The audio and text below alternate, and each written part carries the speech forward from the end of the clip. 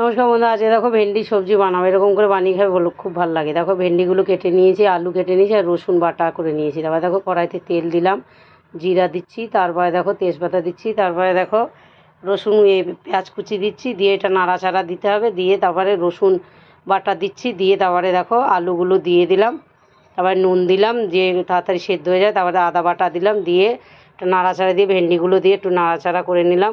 তারপরে একে একে গুঁড়ো মশলা দিচ্ছি। তারপরে দেখো হলুদ দিলাম, লঙ্কার গুঁড়ি দিলাম, ধনের গুঁড়ি দিলাম, একটু জল দিয়ে যাতে মশলাটা না পুড়ে যায়। তারপরে দেখো আরও একটু জল দিলাম, দিয়ে আবার নাড়াচাড়া দিলাম। তারপরে দেখো কাশ্মীর লাল মির্চি দিলাম, দিয়ে তারপরে দেখো আমি টমেটো দিলাম, দিয়ে এটাও নাড়াচাড়া দিলাম, দিয়ে একটু নুন কম হয়েছে বলে আবার দিলাম, দিয়ে নাড়াচাড়া দিয়ে তারপরে দেখো এরকম জল দিয়ে দিলাম। এটা শুকনো শুকনো হবে, করে খাবে দেখবে খুব ভালো, রুটি পরোটা দিয়ে খুব ভালো লাগে। সবাই তো ঝোল ঝোল ভেন্ডি তরকারি খায়, একবার এরকম করে ভেন্ডি তরকারি করে খাবে দেখবে খুব ভালো। এই দেখো এরকম করে হবে। আর প্লিজ আমার ভিডিওগুলো ভালো লাগলে লাইক করে দেবেন।